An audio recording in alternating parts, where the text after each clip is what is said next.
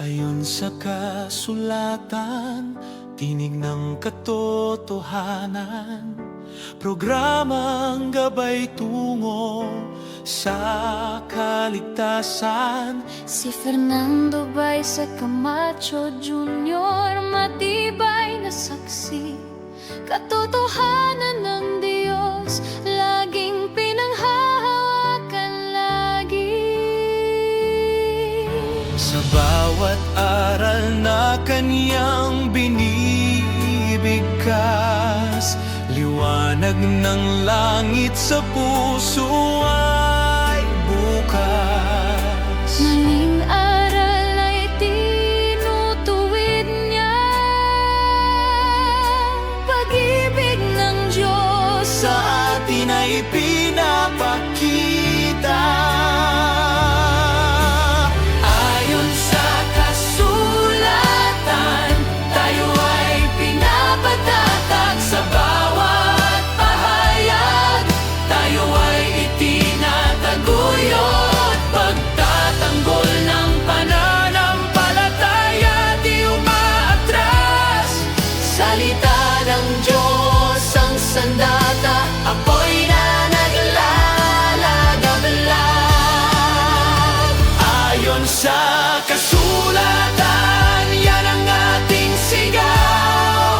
Tinig ng katotohanan, umaalingaw-ngaw. Ang Diyos ang katotohanan, ito ang aming panata. Ayon sa kasulatan, buhay namin ay sa Kanya.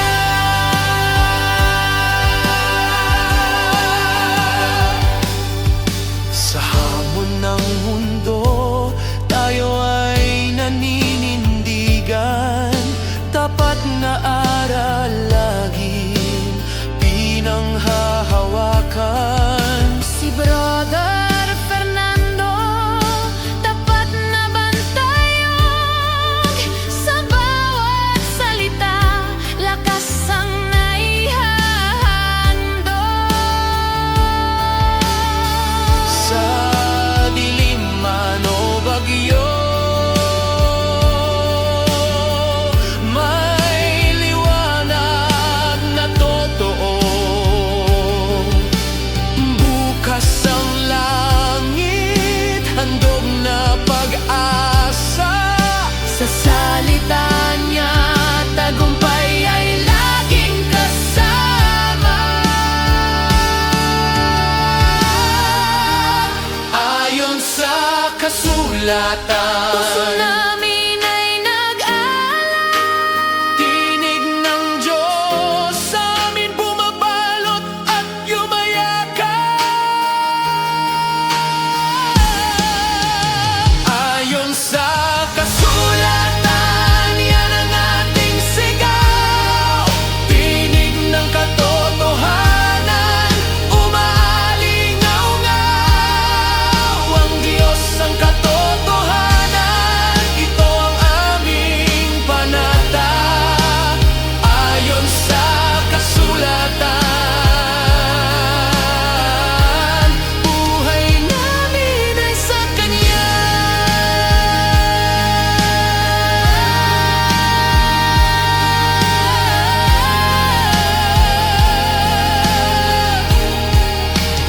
Ayon sa kasulatan, Laging magliliyab ang aming pananampalataya.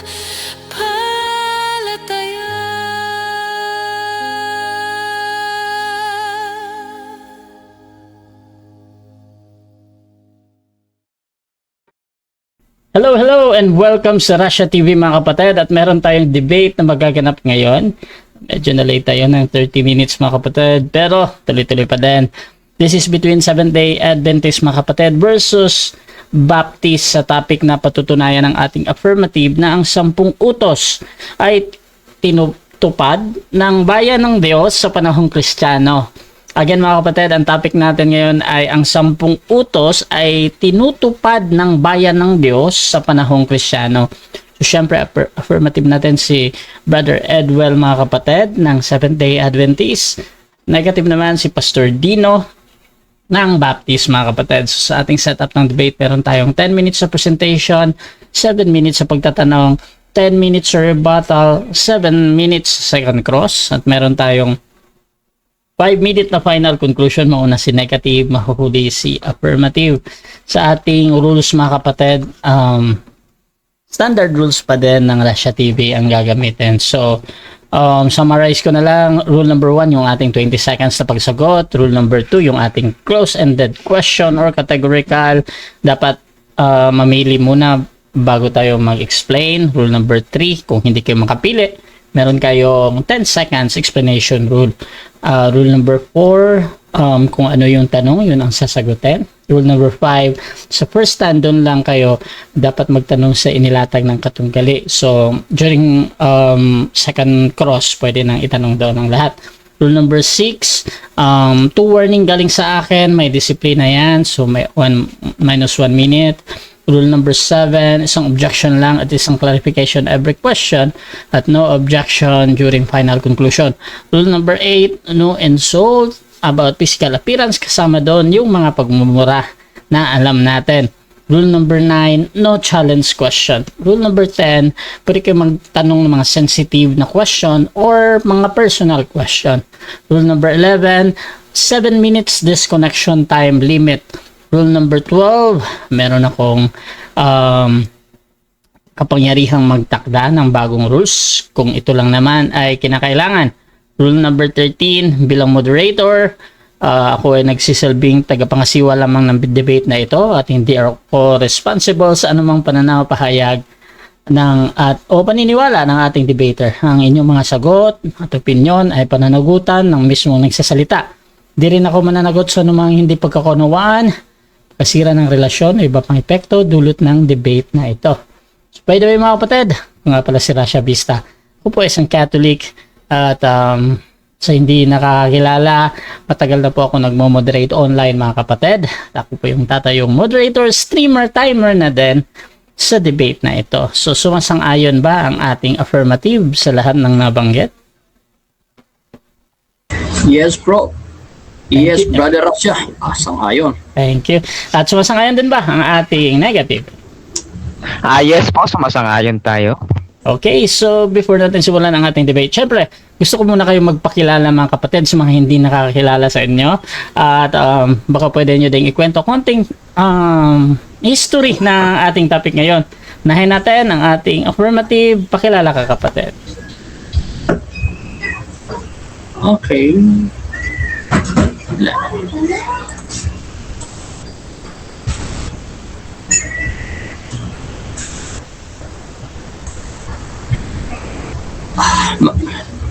Makita ko, bro?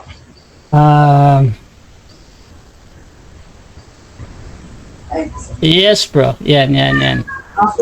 Yes, magandang gabi po sa ating mga kaibigan na nakikinig ngayon sa oras na ito. At ang debating ito ay para po sa ating lahat ito. Para po atin pong maipahayag ang katotohanan tungkol po sa kautusan ng Diyos na tinutupad pa rin ng mga banal na bayan ng Diyos sa uling panahon sa panahon ng Kristiyano. Ito po si Brother Edwell Hortaleza ay itatay po bilang affirmative sa paksang ito. At sana sa gabi ito ay marami po tayong matutunan at ang katotohanan na ating matutunan ay siyang mapapalaya sa atin. Back to you, Mr. Moderator. Okay, at syempre, yung negative naman, pakilala ka, Pastor. Ayan, isang mapagpalang gabi sa atin lahat, mga kaibigan at kapatid natin sa pananampalataya. Ako si Pastor Dino Diaz. Ang tututol naman po sa paksa sa makatuwid, tayo po ay negatibo. Kung ang affirmative ay papatunayan niya na ang 10 utos ay kailangan pa rin tuparin ng mga Kristiyano sa panahong kailangan tuparin sa panahong Kristiyano. So, from the first century until right now. So, kailangan to pa rin at ang posisyon po natin ay tututulan po natin na ang mga Kristiyano ay hindi na po tumupad ng 10 utos. At abangan po ninyo ang magiging magandang talakayan. At by the way, nabuo po itong debating ito. Gusto po natin na magkaroon ng panibagong argumento kung alin po ba talaga ang katotohanan ayon sa banal na kasulatan, kung ang doktrina o ang pagtuturo po natin ay organized, kung paano nangyari at kung paano pinapatupad at kung paano lumipas. Ito po, matutunghayan po ninyo, kaya abangan po ninyo. God bless at magandang gabi sa atin lahat. Okay, that is Pastor Dino mga kapatid, ang ating negative ngayon. So, umpisa na natin ang ating debate. Sa mga nasa live, please share yung ating live streaming ngayon. Habang tinitingnan ko yung presentation ni Brother Edwill. Mga kapatid, you can comment at highlights or at followers. Kung gusto nyo lang, mas ma-share pa itong live streaming or matag man lang ang inyong mga friends dyan sa ating Facebook live mga kapatid. Ayan. So, Brother Edwill, nakikita ko na yung share screen mo. 10 minutes bro, your time starts now. Okay. Na-share screen na ba? Makikita na bro? Saglit lang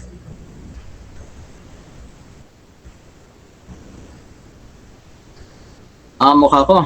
Okay. Saglit ha. Tingnan ko muna. Sige. Okay, thank you very much. Okay, so makikita na po ako, no? Okay, makikita na po. Okay, magandang gabi po sa ating mga kaibigan.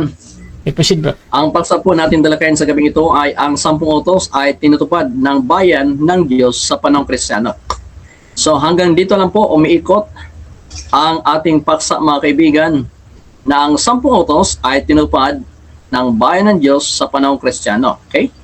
So, ang unang talata na ating babasahin mga kapatid ay hindi gaano, ano? Sandali, Brother Asya, mukhang kulang.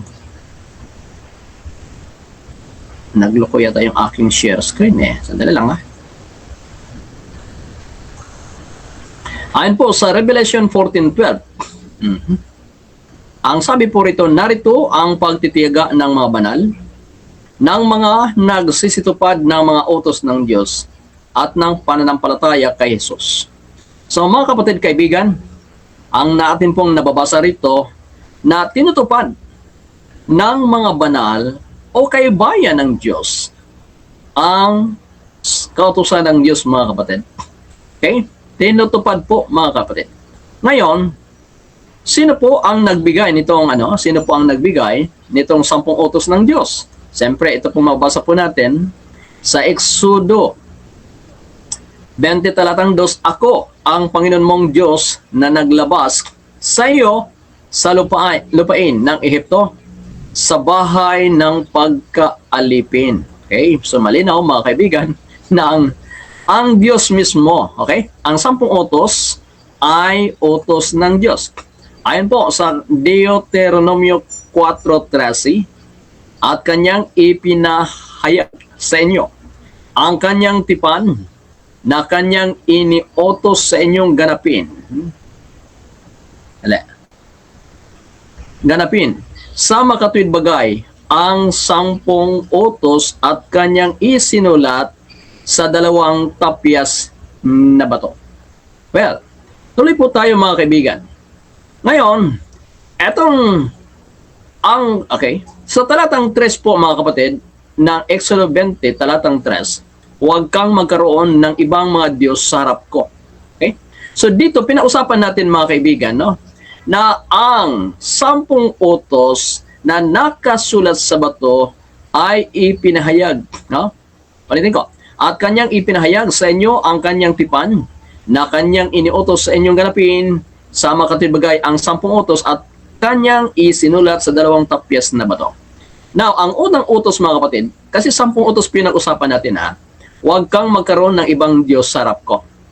Okay? Ito, tinutupad ito ni Dino Hindi yan nagkaroon ng ibang Diyos sa harapan ng ating Panginoon.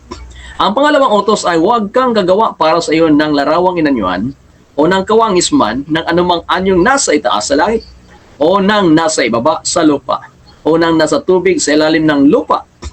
Okay? Kasunod po rito, okay. Ito po yung kasunod po mga kapatid, sa pangalawang utos, huwag mong yuyukuran sila o paglingkuran man sila, sapagkat akong Panginoong mong Diyos ay Diyos na mapanibuguin, na aking dinadalaw ang katampalasanan ng mga magulang sa mga anak hanggang sa kaapat na napupuot sa akin. So mga kaibigan, pangalawang utos po ito. Ang pangatlong utos, huwag mong babanggitin ang pangalan ng Panginoong mong Diyos sa walang kabuluhan, sapagkat hindi aariin ng Panginoong walang sala ang bumanggit ng kanyang pangalan sa walang kabuluhan. No? Kaya pangatlong utos, huwag nating lapastanganin ang pangalan ng Panginoon. Pang-apat na utos mga kaibigan, ito pang sabi, alalahanin mo ang araw ng Sabat upang ipangilin. Okay? Sa talatang 11, anong dahilan bakit iniutos ng Diyos na pakabanalin ang araw ng Sabat mga kapatid? No? Ano ang dahilan? Okay? Ito yung mababasa po natin. Medyo pinahirapan ako nitong aking slide.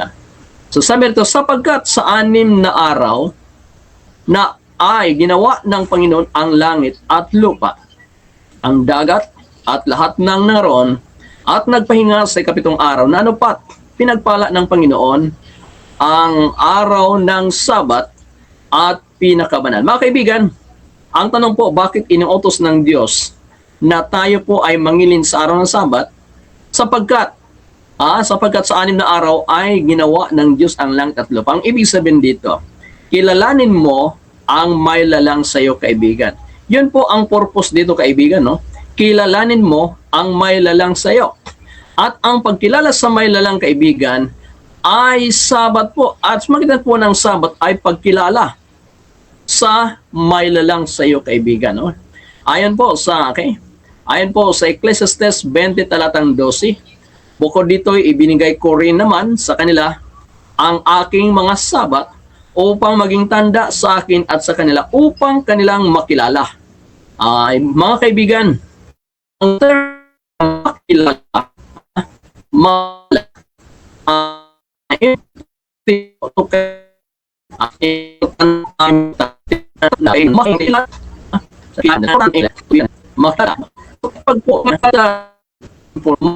Napuputol-putol yung boses mo. Bro, Edwin? Napuputol. Oh, napuputol, bro. Napuputol ang boses. Yan. Okay na. Tuloy ka. Okay na. Sige, tuloy tayo. Okay. Sige, tuloy tayo. So, mga kaibigan, ang Sabat po ay upang makilala natin ang Panginoon. Sa direct na pagkasalita, ang Sabat ay pagkilala sa may lalang. Now, bigyan ako nga mamaya ni Dino ng mga pamamaraan na makilala ang Diyos na maliban sa Sabat, kaibigan. No? Ang Sabat ay binigay ng Diyos sa pagkilala sa may lalang, kaibigan. Now, tuloy po tayo. Okay? Ayon po sa 20 talatang 12. Balikan po natin, ang Sabat po ay pagkilala o paggalang sa may lalang. Ang pang-5 utos mga kapatid, paggalang din sa mga magulang ito. 2012 na Exodo. Igalang mo ang iyong ama at ang iyong ina upang iyong mga araw ay tumagal sa ibabaw ng lupa na ibinigay sa iyo ng Panginoon mong Diyos. Igalang ang mga magulang. Pang-5 utos po yan. No? At ang pang-6, huwag kang papatay. So, kaibigan, ang pagpatay, kaibigan, ay malawak po ito. Malawak. Okay, may sinabi po si Juan sa 3:15. May sinabi siya, ang sinumang napupuot sa kanyang kapatid ay mamamatay tao. At nalalaman ninyong sinumang mamamatay tao ay hindi panahan ng buhay ng walang hanggang ng buhay na walang hanggan, ika nga. Okay? So, ibig sabihin, napuot ka pa lang sa kapwa mo, mamamatay tao ka na, nalabag mo na ang 10 utos. So, ang pang-6 ba? Pang-7 utos. Pang-5, igalang, pang-6, huwag kang papatay, pang-7, huwag kang mangalunya. Okay? At ang pangalunya, kaibigan, ay hindi lang po literal na gasain mo yung babae. May sinabing ating Panginoon sa Matthew 5:28 na ang sabi rito, Ang sabi rito mga kaibigan, nanibago ako rito sa aking ang sabi rito, datapwat, sa Matthew 5:28 po yan, datapwat sinasabi ko sa inyo na ang bawat tumingin sa isang babae na taglay ang masamang hangad ay nagkasala na ng pangangalo niya sa kanyang puso. So, yung mga tumitingin ka pa lang, no? Hindi mo pa ginahasa yung babae. Yan po yung pangalo niya na. Pagtingin pa lang sa kanya na merong masamang hangad, yan po yung pangalo niya na po, mga kapatid. Now, ang pangwalong utos, huwag kang magnanakaw. Okay? Pangwalong utos po ito, no? So, merong sinabi po ang Diyos mismo ng pagnanakaw. Isa sa pagnanakaw. Eto, Malakay 3:8. Ang sabi rito, nanakawan baga ng tao ang Diyos. Gayunmay ninakawan ninyo ako. Ngunit inyong sinabi, sano ka namin ninakawan? Sa mga ikasampung bahagi at sa mga handog. Kaibigan, kapag ikaw ay hindi nagbigay ng handog at ikapo, magnanakaw ka. Ninakawan mo ang Diyos, kaibigan. Pangwalong utos po yan. Ang pang-siyam na utos, ito po, huwag kang magbibintang sa iyong kapwa. Okay, huwag kang magsasaksi ng di katotohanan. Ibig sabihin, huwag kang magsinungaling. No? Kaya malimit po ang pagsisinungaling. Kasama po yan sa 10 utos, kaibigan. Ang pang-10 utos, ito na po. Pang-10 utos, huwag mong iimbutin ang bahay na iyong kapwa. Huwag mong iimbutin ang asawa na iyong kapwa, ni ang kanyang aliping lalaki o babae, ni ang kanyang baka, ni asno, ni anumang bagay ng iyong kapwa. So mga kaibigan, ang paksa po, patunayan ko na ang 10 utos ay tinutupad ng mga banal sa panahong Kristiyano. Ayon po muli, balikan po natin ang talata 14:12.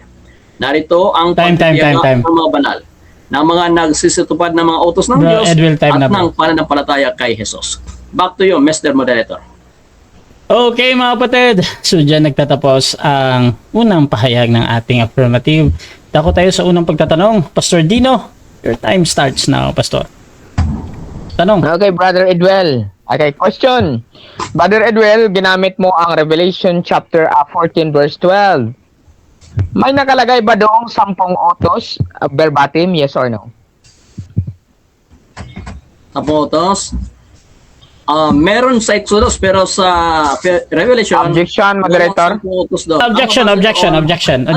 Wait lang. Wait lang. Objection mo na, Pastor Dino. Okay.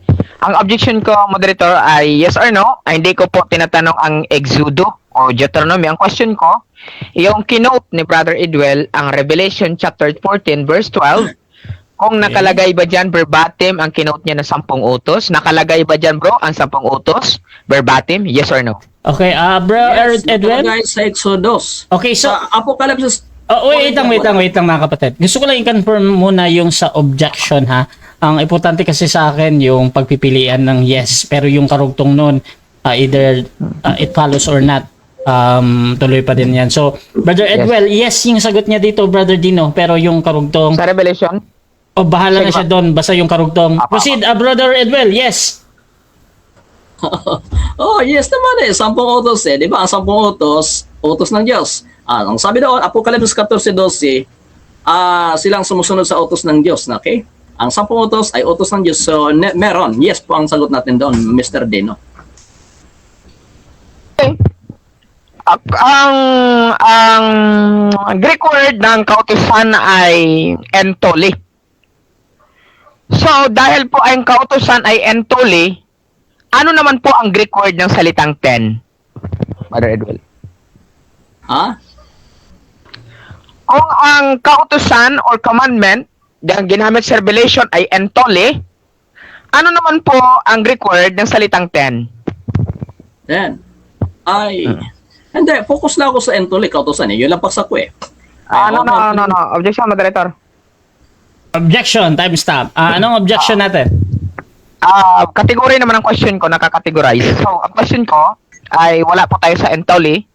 Ang question ko, kung ang 10 commandments o 10 utos, kung ang salitang utos o commandments ay entoli, Okay. Ano naman po yung salitang 10, yung 10? Ano ang Greek word ng salitang 10? Okay. Hinahanap dito yung Greek word ha. Bro Edwin, meron ka bang counter objection before ako mag-judge? Before ka mag-judge, okay? Sige, sagutin kita, di ka. Ayan, Yan.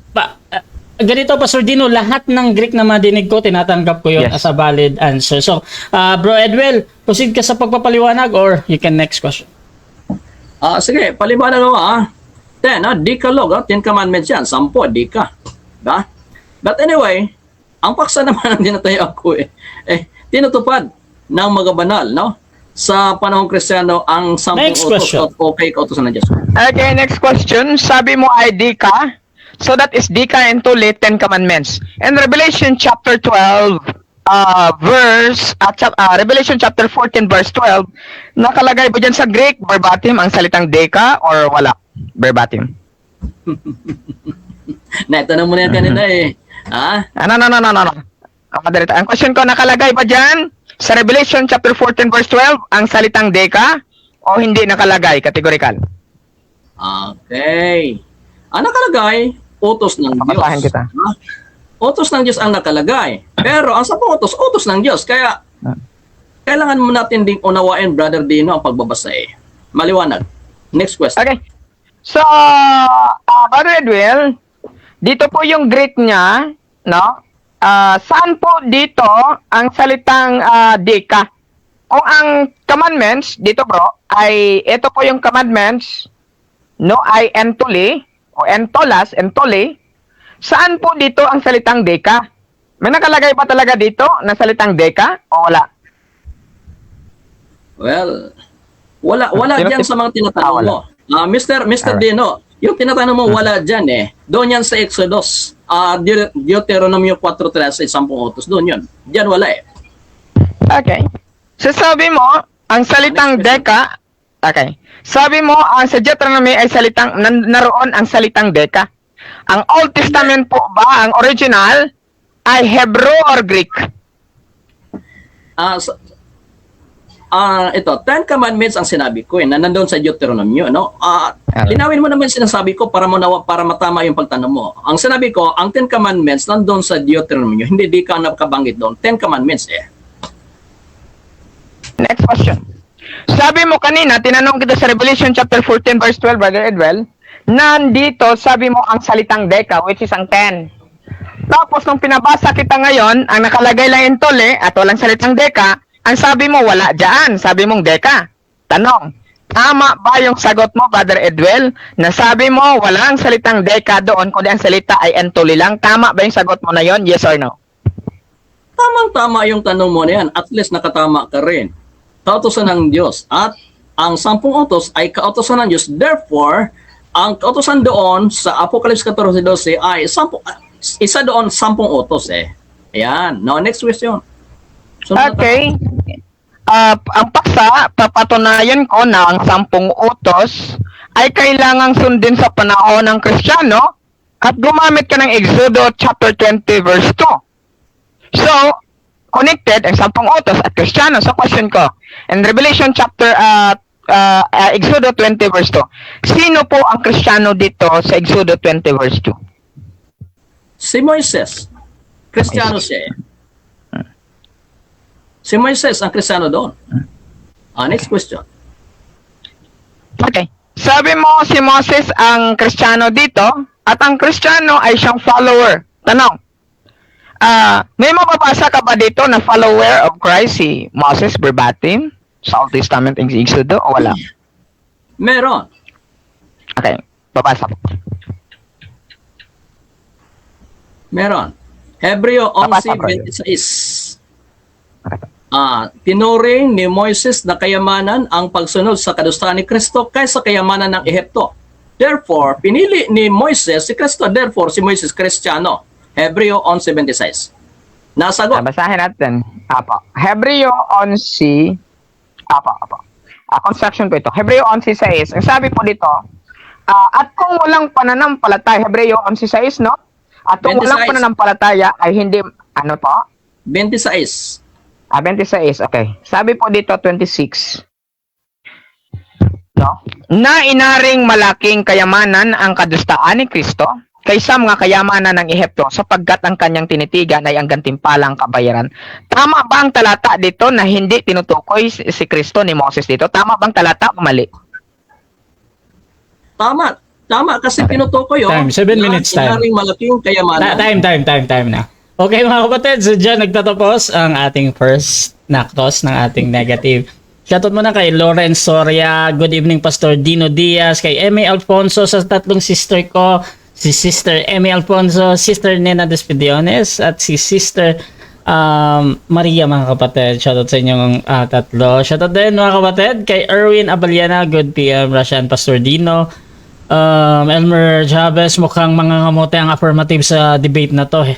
Shoutout din kay Erwin Abaliana, a new commandment I give unto you, that ye love one another as I have loved you, that ye also love one another. John 13 verse 4.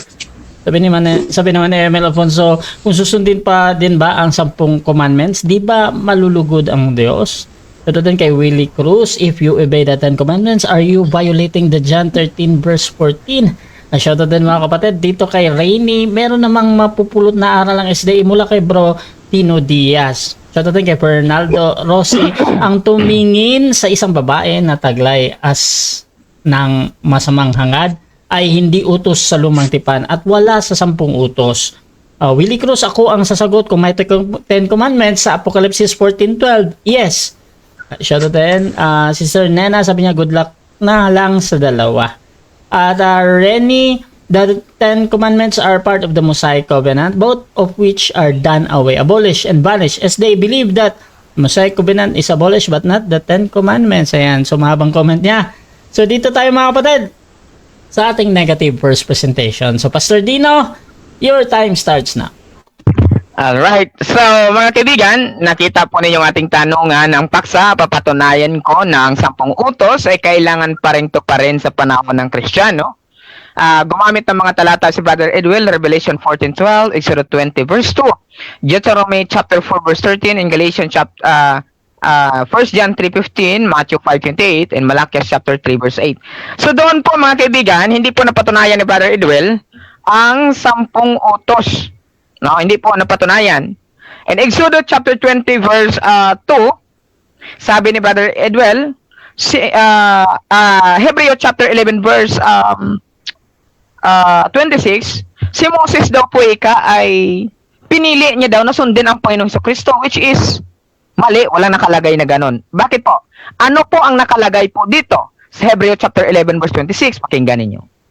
Na inaring malaking kayamanan ang kadustaan ni Kristo kaysa mga kayamanan ng Ehipto sapagkat ang kanyang tinitigan ay ang gantimpalang kabayaran. So hindi po sinabi dito na sumunod si Moses kay Kristo. Hindi po. Kasi ang mga Hudyo, they are looking forward. Hindi pa nilang kilala ang Kristo at di po na-reveal ang pangalang Kristo. Kaya nga po ang Messiah ay promise. Paano ka susunod sa promise? Hindi pa nangyari, hindi pa na-fulfill. So doon pa lang po ay lagapak. At sabi niya, ang Revelation chapter 14 verse 12 ay 10 utos. Pero wala pong may nababasa po doon. Kung ang kautusan, ang Greek word ay entole, ano naman po, Brother Edwell, ang Greek word ng salitang 10? Decalogue o deka. Correct. So doon sa Revelation chapter 14 verse 12, may nakalagay bang deka? Entole? Medica? Meron daw. Pinabasa natin. Wala na. Nawala na missing. O doon pa lang po, debunk ang argument ni Brother Edwell. Ngayon, pakiremind po ako mamaya pag 3 minutes na lang, Brother Rasha. Ako naman po ang maglalatag. No, nakikita po natin ang flow, ha? Ngayon, bakit hindi kailangan, no? Bakit hindi kailangang sundin ang 10 utos sa panahon ng Kristiyano? Ano po ba ang dahilan, mga kaibigan at kapatid natin kay Kristo? No, unang punto, hindi na tayo nasa ilalim ng batas, kundi nasa biyaya. Pag sinabi pong biyaya ay malaya, no, malaya ka. And Roma chapter 6 verse 14, sapagkat hindi na mamamayani ang kasalanan sa inyo sapagkat hindi ko kayo nasa ilalim ng kautusan, kundi nasa ilalim ng biyaya. Sabi na Apostle Paul sa mga Kristiyano. No? Hindi kayo nasa ilalim ng kautusan, kundi nasa ilalim kayo ng biyaya. Kung ang kautusan ay para kay Brother Edwel, ay ang 10 utos which is entole, isabi po dito sa entole, hindi na po kayo under sa kautusan, kundi nasa biyaya. No? Bakit po sinabi yan? No? Ni Apostle Paul. Ang batas ay naging guro lamang, hindi naging Panginoon. Ang batas o ang kautusan. In Galatia chapter 3, 24-25, ang batas ay naging tagapagturo upang dalhin tayo kay Kristo. Ngunit dumating na ang pananampalataya, hindi na tayo nasa ilalim ng gurong iyon. So, tama naman. Kung inihati, for example, Brother Edwel, kung nakasakay ka sa jeep, nung dumating ka na doon, bumaba ka na, no? Nakipag-meet ka sa papuntahan mo, wala ka na sa ilalim po, wala ka na po, nakasakay pa sa jeep. Ikaw, nakasakay ka pa rin kahit nasa higaan, no? Mali po. No? Ang batas ay nakasulat sa bato, pero ang biyaya ay nakasulat sa puso. Tandaan po ninyo, ha? Ang batas ay nakasulat sa bato, which is sa 10 utos, pero ang biyaya ay nakasulat sa puso. Ikalawang Korinto chapter 3, verses 6-7. Ang paglilingkod na nagdadala ng kamatayan. Alin po ba yung nagdadala ng kamatayan? Yung kautusan, which is 10 utos. Alin po yung 10 utos? Yung nakasulat sa bato, ang tinutukoy niya, no? Ay inalis na at pinalitan ng paglilingkod ng Espiritu. No? Ang pananampalataya ay patay na nasa batas. No? Nakikita natin? Yung nakikita nating punto, ang batas ay naging guro lamang, hindi Panginoon. Ang batas ay nakasulat sa bato, pero ang biyaya ay nakasulat sa puso. So magkaiba yun. Ang bato ay hindi puso at ang puso ay hindi bato. No? Ay sa pang punto, ang mananampalataya ay patay na nasa batas. In Roma chapter 7 verse 4, tayo ay patay na sa kautusan sa pamagitan ng katawan ni Kristo upang tayo'y mabilang sa iba. Sa Kanya na muling binuhay muli sa mga patay. Hindi ang patay, Brother Edwel, hindi na nagpapangsyon. Ipatay ka sa kautusan. Hindi, buhay ka kay Kristo, hindi wala na yung kautusan, patay ka na doon. Kumbaga, kung tapos na ang termino ng presidente, wala na pong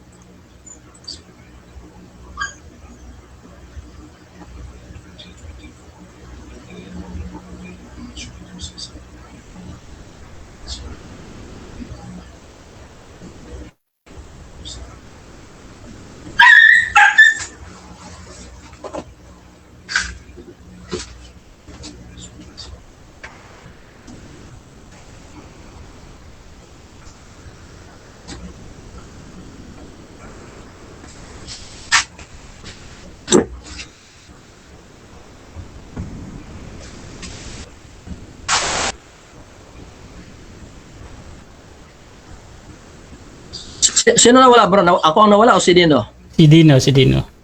Akala. Hello. Yan. Hello. Dinig ba ako? Dinig, bro. Alright. So, balik ako, no? Okay. So, yung sulat, mga kaibigan, ipinakita lamang nito, no, ang ating mga kasalanan. At hinahatulan tayo sa pamagitan po ng kautusan. No? Ngayon, no, ganap na tinupad ni Jesus ang batas. In Matthew chapter 5 verse 17, sinabi ni Jesus, hindi ako naparito upang sirain, kundi upang tuparin. Nang matapos niyang tuparin, itinatag niya ang isang bagong kasunduan. So, dahil natupad na, hindi na nagpapangsyon yun, fulfilled na eh. No? For example, nag-graduate ka na sa school, doon sa high school. So, ibig sabihin, mag-graduate ka pa ulit? Mag-aaral ka pa ulit sa high school? Hindi, oy, graduate ka na doon. Ibig sabihin, hindi ka na mag-aaral pa ng high school, tumapos ka na doon. So, dahil tumapos ka na doon, hindi ka na papasok sa school. Ganun po ang kautusan. Dahil po natupad ng kautusan, hindi ka na doon, natapos ng kautusan, hindi ka na doon ilalim sa kautusan. Bakit? Hindi na nagpapangsyon yun para sa'yo, hindi na applied yun sa'yo. No? May malinaw, makita natin na may malinaw na pagbabago sa batas. Hebreo chapter 7 verse 12, ang sabi dito, sapagkat kung ang pagkasaserdote ay napalitan, ay kinakailangang magkaroon din naman ng pagbabago ng kautusan. Number 3, ano pong una, mga kaibigan? Hindi na tayo nasa ilalim ng batas, kundi nasa grasya na tayo, nasa biyaya. Number 2, ang batas ay pinawala na o winala na at ipinako sa cross. No, na-fulfill na ni Kristo. Pangatlo, nasa ilalim na tayo ng bago at mas mahusay na kasunduan.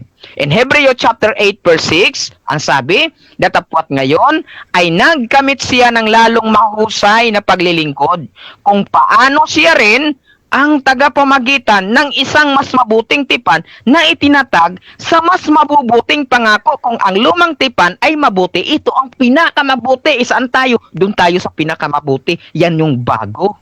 No? Ang lumang kasunduan ay luma na at malapit nang mawala. Inawala na meron ng bago eh. Pinulfill na ni Kristo. In Hebreo chapter 8 verse 13, tinawag ng Diyos ang una bilang luma. Ibig sabihin, no, ay lipas na ito at malapit na mawala ng tuluyan. Iba, paano po nawala? Nung naipinako na po sa cross, in Colossians chapter 2, verse 14, 16 to 17, kasama sabat, lahat po. No? Yan yung ating nababasa. No? Ngayon, ang batas no, ay hindi galing sa pananampalataya. So magkaiba pong pananampalataya, magkaiba po yung kautusan. So ngayon, tandaan po natin mga kaibigan, ang batas ay hindi galing sa pananampalataya, mababasa natin sa Galatia chapter 3 verse 12, at ang kautusan ay hindi ayon sa pananampalataya, kundi ang gumagawa ng bagay na iyan ay mabubuhay sa mga yaon. Tayo ay naliligtas sa pananampalataya, hindi sa paggawa ng batas. So, ang mga Kristiyano, mga kaibigan, ay pina-priority po nila o ang kanilang sinusunod o ang kanilang ginaganap, yan yung faith that works. Time. No? Gawa ng pananampalataya, hindi gawa ng kautusan. Tapos na agad? Okay. Okay mga kapatid, dako tayo sa 7 minutes na cross ng ating affirmative. Your time starts now, Bro Edwin. Okay, thank you very much. Mr. Dino, binanggit mo yung Hebreo 7:12, ano? Ano yung kautusan ng pagkapari ng Israel? Kautusan pagkasaserdote, yan yung mga temporal brother na nag-a-administer o ministerial.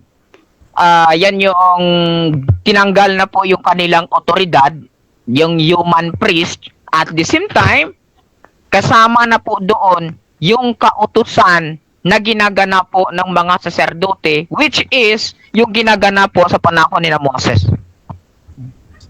Thank you sa magandang sagot, ha. Salamat sa magandang sagot. Okay. Yung sino lang sa kautusan ng mga Levita na magpagiging saserdote, sino lamang ang mayroong karapatan na maging pare? Sino?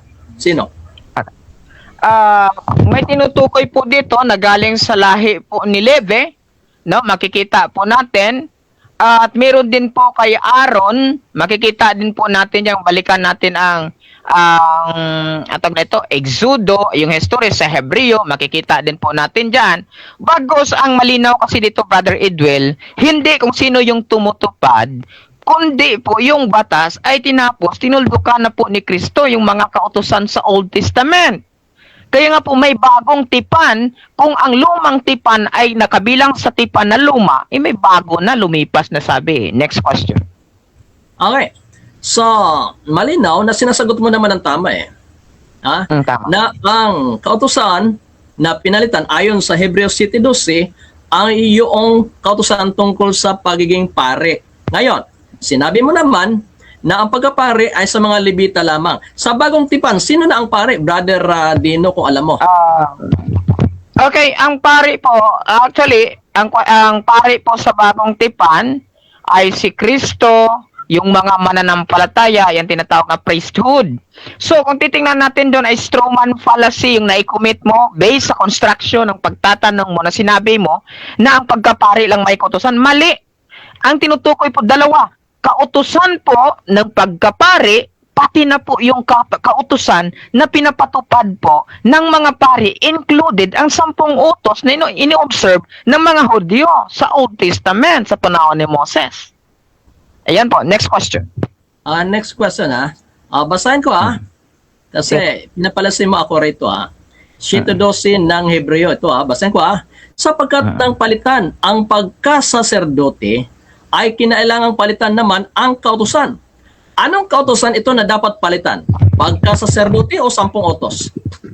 Boss, first, ang papalitan pagkasaserdote. Second, ang papalitan yung kautusan, yung entuli. No? Yung nomos. Ayan. Sabi po dito, for the priesthood being changed. So, ang i-change po dito, yung pagka-priesthood. There is made necessity a change also. So, iba po yung pagka-priesthood, iba po yung kautusan na tinutukoy yung law kasi may also. Ayan, next question. Okay. Anong version yung ginamit mo na mayroong also Sapagkat dito sa King James, wala pa sapagkat ng palitan ang pagkasaserdote ay kinakailangan palitan naman ang kautusan. Saan dito ang masasabi mong also, brother Dino? Samantalang ang pinalatan ay yung pagkasaserdote. Therefore, ang kautusan tungkol sa pagkapari na para sa Levita ay pinalitan kay Kristo. Tama ba? Mali ka. Bakit po ang mababasa natin ay King James English, hindi King James yung sa'yo hindi Tagalog si King James Ayan, sabi dito, for the priesthood being changed, there is made of necessity a change also of the law. Ang Tagalog niya bro, ang dating Biblia, sapagkat ng palitan ang pagkasaserdote, palitan, past tense, ay kinakailangang palitan naman, tama, ang kautusan. So, iba yung naman doon po sa napalitan na pagkakasaserdote. Next question. Next question. Okay. So, malinaw na inamin mo na ang pinalitan ay kautusan ng pagkasaserdote at hindi 10 utos ang pinalitan dyan. Yes or No. Mali. Bakit po, Stroman? Wala naman akong inamin. Kako nga, boss nga sagot ko, 2. Alin po? Yung 10 utos. Hindi lang 10 utos, lahat sa Old Testament. No? At saka yung pagkasaserdote, 2. Yung pagkasaserdote at yung pinapatupad ng saserdote. Alin ang pinapatupad ng saserdote? Yung pag-o-observe ng mga ordinances. Yung mga handwriting, handwritten. Next question, please. Okay. Sa Kabanatang 7, ano ba ang pinag-usapan dito? Pagkasaserdote o yung 10 utos? Boss, bakit po? Unang-una, makikita po natin dito, yung kabuuan, yung nomos. Pag sinabi mong nomos, brother Edwell, included po doon yung Pentateuch. No, tingnan mo sa Greek, nomos, Pentateuch. Pag Pentateuch po, from Deuteronomy to Exodo, yung 5 books of Moses, nasa Levitico man nasulat yan, nasa Deuteronomy man, involved man doon sa Pentateuch. So, included lahat pong ordinances doon. Next question. Okay. Dito tayo sa Hebreo 11:26. Basahin ko muna Sige pa. Na inaring malaking kayamanan ang kadustaan ni Kristo kaysa mga kayamanan ng Ehipto. Okay, sa talatang ito, Brother Dino, mayroon bang pagpili dito si Moises, yes or no? Wala po siyang pinili na Jesus po dito, kundi ito po ay description tungkol po kay Kristo na greater po doon sa kayamanan po sa Ehipto. Hindi sinasabi po dito na nandun si Kristo sa Ehipto na mas greater po ang kayamanan niya doon po sa kayamanan sa Ehipto. Mali yan. Kundi yan ay comparative, brother, sa Christian view. Kung titingnan po natin na ang kayamanan po ni Kristo ay greater than the kayamanan of Egypt. So mali po interpretasyon mo dyan. Hindi pinili ni Moses. Paano piliin ni Moses? Promise pa lang. Hindi pa na-fulfill. Mapo-fulfill pa lamang. Kaya mali yung interpretation. Next question. Okay. Ulitin ko ang tanong. Okay mga kapatid, so dyan nagtatapos ang ating first stage ng debate. Shoutout muna sa ating nasa live kay Elmer Chavez, Brother Noel Perfecto, tutupad din ang 10 utos. Rainy Busala na Aguroy, sabi niya. Shoutout din kay Migs Edgar. Ayan. So, dako tayo sa rebuttal, Brother Edwin. Okay. May sige, presentation ka, bro? Okay na yan? Wala na. Proceed, bro. Okay, thank you very much, Brother Dino, sa inyo pong maling sagot kung minsan, ano? Okay. Ulitin po natin, kaibigan, ha? Dito sa huling tanong natin sa 11:26, sabi rito, na inaring malaking kayamanan. Ano yung malaking kayamanan? Ang kadusta ni Kristo. Tinanong ko siya, kaibigan, kung meron bang pagpili dito si Moises. Wala daw. Ay pinili nga ni Moises ang kadustaan ni Kristo kaysa kayamanan ng Ehipto. Mayroong pagpili, Mr. Dino, no? Siguro mamaya, baguhin mo na lang mamaya siguro. Sabi mo, walang pagpili. Mayroong pagpili, di ba? Okay. Mula 25, na pinili pa ang siyetang palasanin na kasama ng bayan ng Diyos kaysa, nandito mismo pinili, 25 na pinili. Sino nagpili ito? Si Moises. Na pinili pa ang siya'y tampalasanin na kasama ng bayan ng Diyos kaysa magtamo ng nagsisikupas na kaligayahan sa pagkakasala. Na inaring, dugtong ito sa may pinili na inaring malaking kayamanan ang kadustaan ni Kristo kaysa mga kayamanan ng Ehipto, sapagat ang kanyang tinitigan ay ang gantimpalang kabayaran. So mga kaibigan, so hindi po makaporma dito si Brother, si Brother Dino, balikan po natin ang 7:12, 7:12 kaibigan, no? Ng Hebreo. Balikan po natin, sapagkat nang pinalitan ang pagkasaserdote ay kailangang palitan naman ang kautusan. So, ang kautusan po dito mga kapatid na pinalitan yung sa pagiging pari, saserdote, sapagkat ang kautusan ng pagkasaserdote sa Israel ay sa Levi lamang. Samantalang, pinalitan ito ni Kristo na mula sa lahi ni Hoda. Ayan po mga kapatid, wala pong kinalaman dito ang 10 utos na pinalitan. Okay, mamaya, tatanungin kita kung anong ipapalit doon sa wag kang papatay. Isa-isahin ko yan mamaya, Mr. Dino. Ngayon mga kapatid, okay. So, okay, magbasa po tayo ng talata. Sa 1 Timoteo 6:14 mga kapatid, 1 Timoteo 6:14, ito po mababasa natin, no? Na talaga pong hanggang sa pagdating ng ating Panginoon ay kailangang tuparin iniutos ni Pablo, no? Okay. Dali.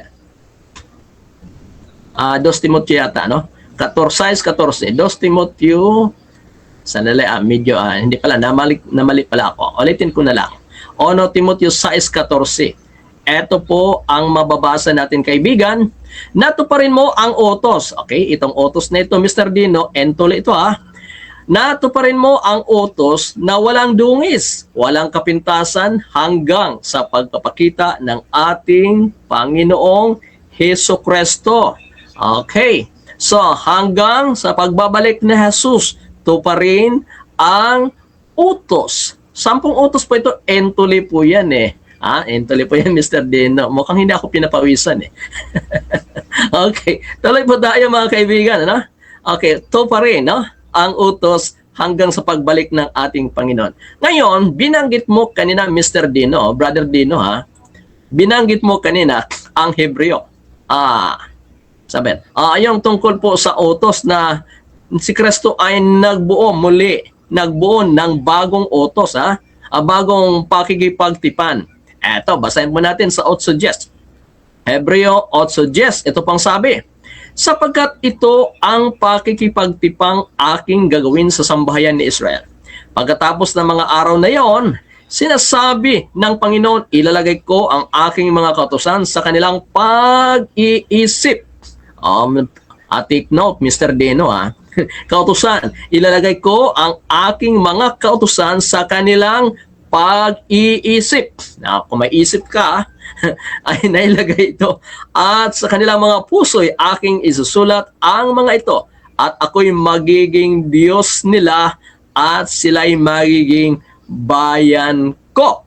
Ayan, malinaw po yan na ang kautusan ito ay inilagay sa kaisipan, pag-isip at isinulat sa puso, kaibigan, no? So, yan po mga kapatid, no? Binanggit mo kanina ang Matthew 5:17. Matthew 5:17 na hindi binago ni Kristo, of which tama naman, hindi nga binago ha? Hindi binago. Magandang basahin natin, no? Matthew 5:17, Mr. Deno, no? 5:17 ay atin pong mabasa. Huwag ninyong isiping ako'y naparito upang sirain ang kautusan o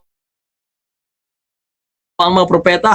Ako'y naparito hindi upang sirain, kundi upang ganapin.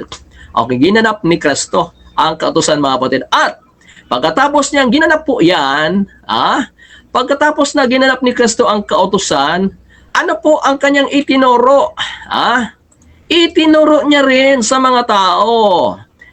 Matthew 19:17, ito po ang sabi At sinabi niya sa kanya, bakit mo itinanong sa akin ang tungkol sa mabuti? May isa na siyang mabuti. Datapat kung ibig mo pumasok sa buhay, ingatan mo ang mga utos. Anong utos po yun? Sinabi niya sa kanila, alin? Okay. Igalang mo ang iyong ama at ang iyong ina. At ibigin mo ang iyong kapwa na gaya ng iyong sarili. Sinabi sa kanya ng binata, lahat ng mga, okay. Igalang mo ang iyong ama at ina.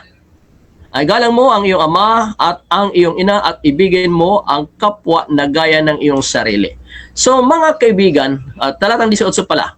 At sinabi ni Jesus, huwag kang papatay, huwag kang mangalunya, huwag kang magnanakaw, huwag kang sasaksi sa hindi katotohanan. Tinupad ni Kristo ang kautusan, tinupad niya. At itinuro niya rin ang mga utos nito. Ang tanong, nawala na ba? Nandyan. Hindi po yan mawala, kaibigan. Manatili po yan magpakailan-kailan pa man ang kautusan ng Diyos, kapatid.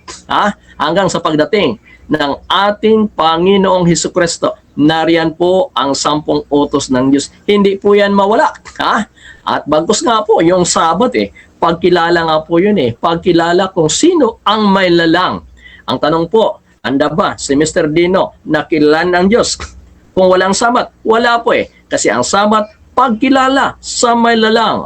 Sapagkat sa 6 na araw ay nilikha ng Diyos ang langit at lupa at ang dagat at ang lahat ng mga naroon.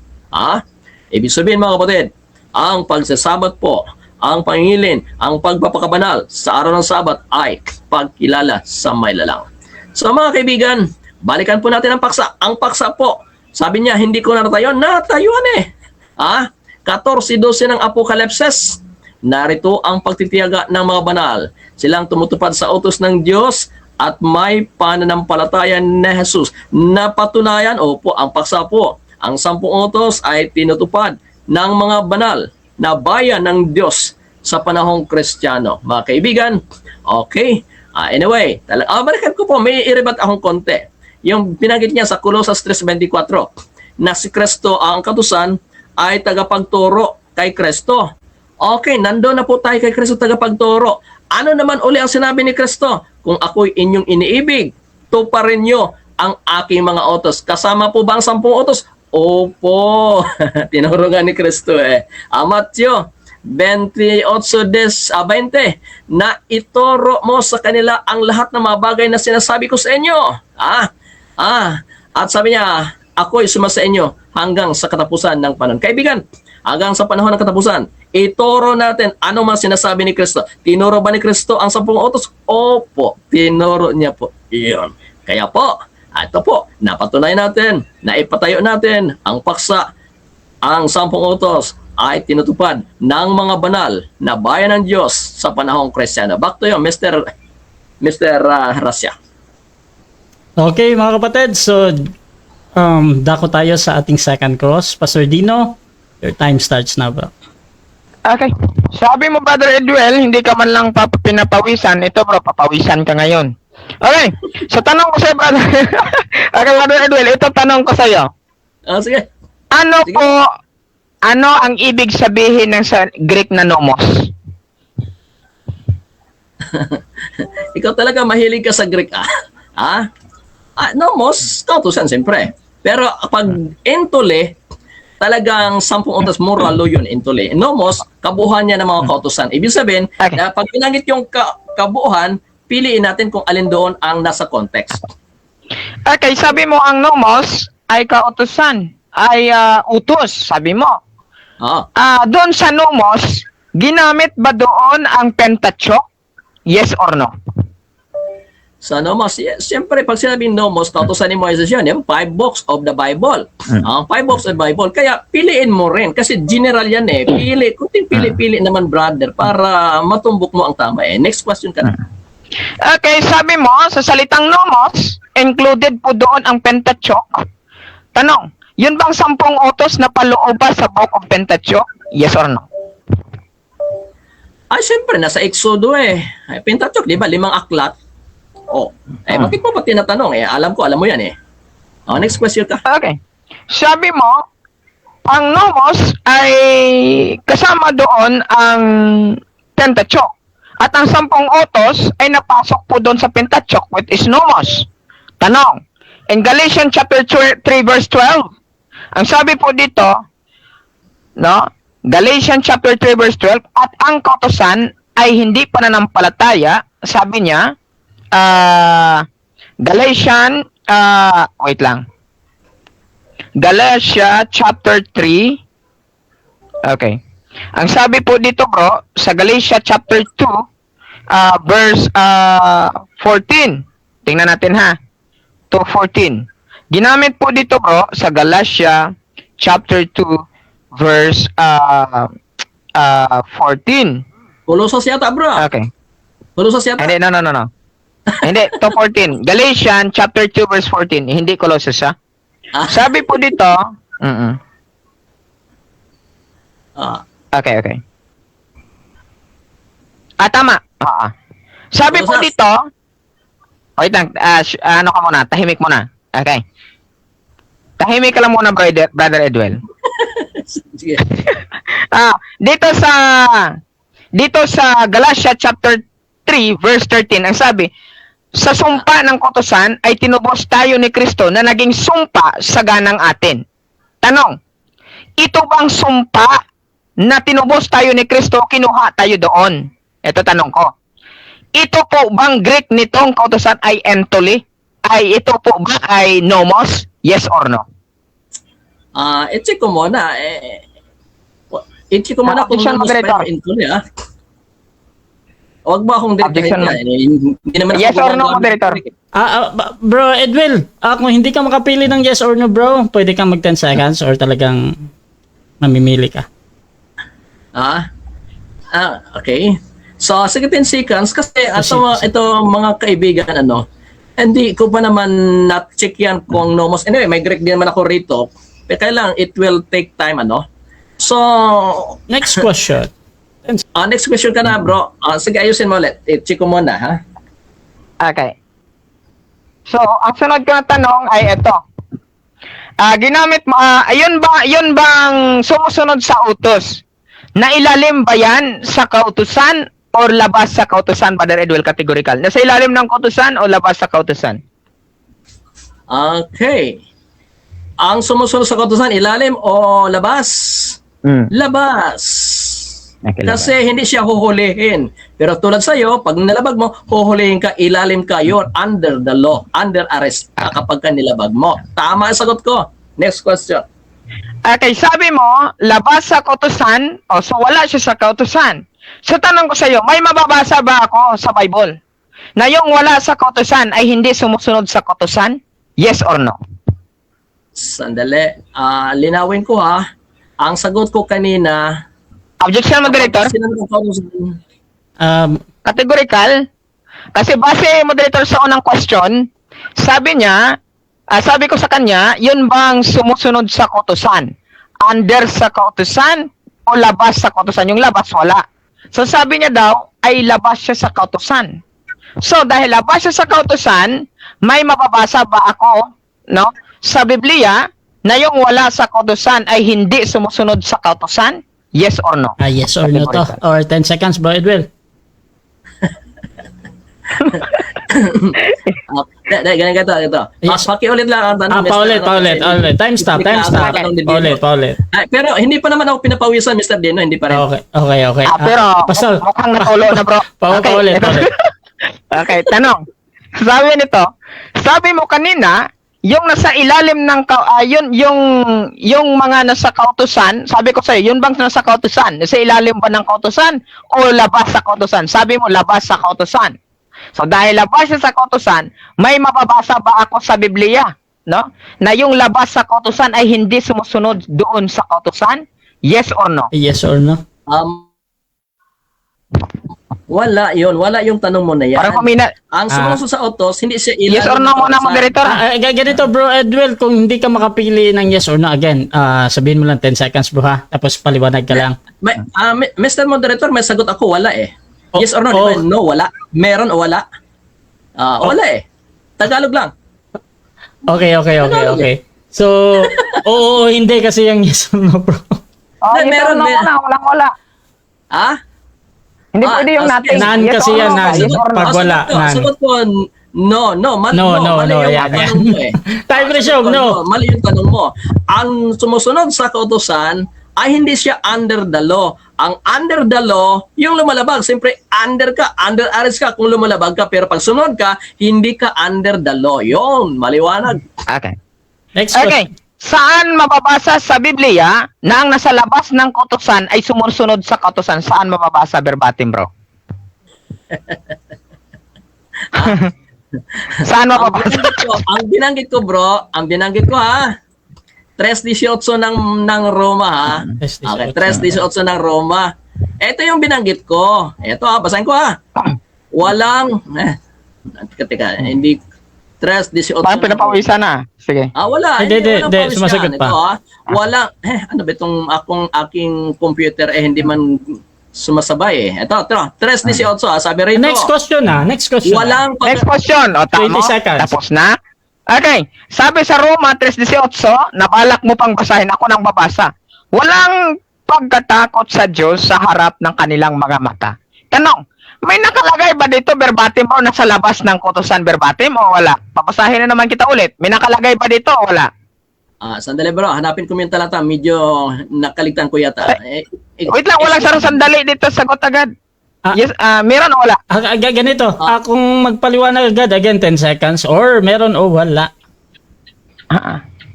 Okay, wala dyan bro. Kasi Wala, proceed. namiss Wala. ko yung talata bro. Namiss ko yung talata. Sandali, makahanap ko rin yung mamaya. Sige, next question ka. Okay. Sabi mo, yung nasa under Time na. Alright. Okay mga kapatid, dyan nagtatapos ang second cross ng ating negative. Dako tayo sa rebuttal ni Pastor Dino. Your time starts na. Alright. Tingnan yung logic ko mga kaibigan ha. Sabi ko, si Bro Edwil, grabe pawis niya eh. Ngayon, kung titingnan po natin, tanong ko sa kanya, no, yun bang sumusunod sa kautusan? Yun po ba'y under sa kautusan? Yes or no? Walang pawis bro, walang pawis wala. Sabi niya, no. Tahimik mo na, Bro Edwil. Kagatsi ko. Wala daw. Mute ko muna. Wala. Hindi daw under. Kundi nasa labas. May mababasa ako sa Biblia. Yung nasa labas ng kautusan ay hindi sumusunod sa kautusan. Bakit? Wala ka nga sa kautusan eh. Bakit ka susunod doon sa kautusan? For example, sa household ka. Sa household, mayroon pong kautusan ang pamilya. Ikaw, wala ka naman sa loob ng household. Paano kang susunod doon, Brother Edwil? Dito pa lang, debunk na agad yung analogy ni Brother Edwil. Bakit? Tingnan nyo ha. Galatia 4:4. Tingnan mo ang logic niya, bali agad yan.